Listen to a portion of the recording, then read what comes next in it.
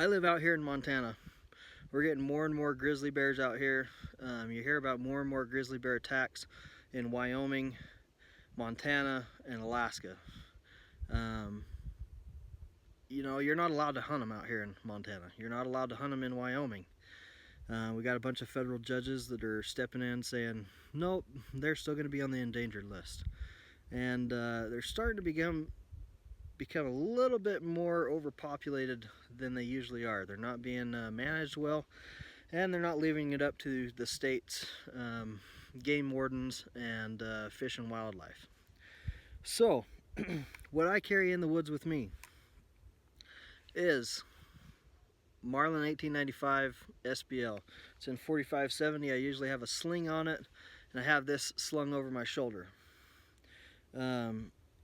Any 4570 is going to do the job, I guarantee it. I carry some of the 405 grain bullets that are out there on the market, or even the Underwood Extreme Penetrators.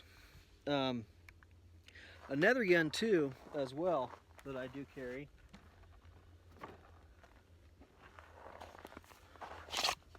is the Glock 20, the 10 millimeter.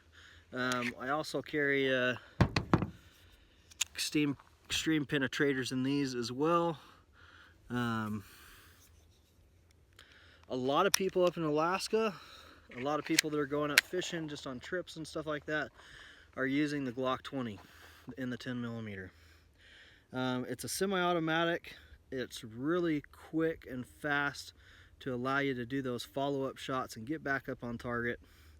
Not only that, but you do have a 15-round magazine. Now, there are some big boy revolvers out there. That is all good and great. There's some really good shooters out there. There's some really good people that are faster reloading revolvers, like Jerry Mitchellect, that can do it in 2.99 seconds. 6 rounds, reload 6 rounds. But for the average Joe, somebody that doesn't do very much training or anything like that, that's going out into the woods, I suggest the Glock 20 and 10 millimeter. It's really light. It's really easy to carry on your side. I'm carrying it with the Safari Land. It's got a retention thumb release on the inside. That way, even if you are out in public, you're not worried about anybody grabbing your gun. But this is an awesome backup weapon. For whatever reason, you fall down a hill, whatever else, if you're on a horse, you've got your lever gun in a scabbard, whatever situation that you guys can come up with, there's millions of scenarios. But this will always stay on your side if it's holstered. This is an awesome backup weapon. It has been used numerous times to defend off brown bear and black bear. There was a story recently where a guy ended up getting killed, a hunting guide in Wyoming, because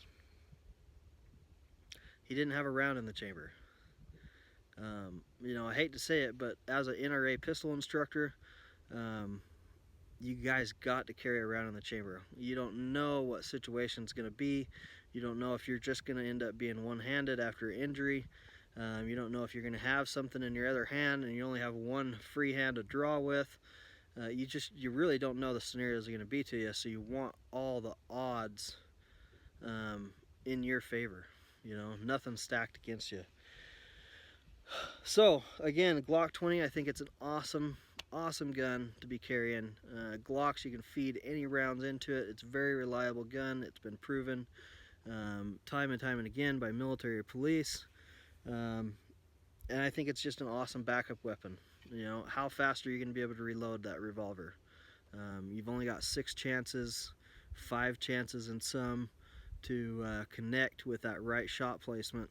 This one you've got 15. Given grizzly bear can cover what I read today, 50 yards in 3 seconds at their top speed of 30 to 40 miles per hour.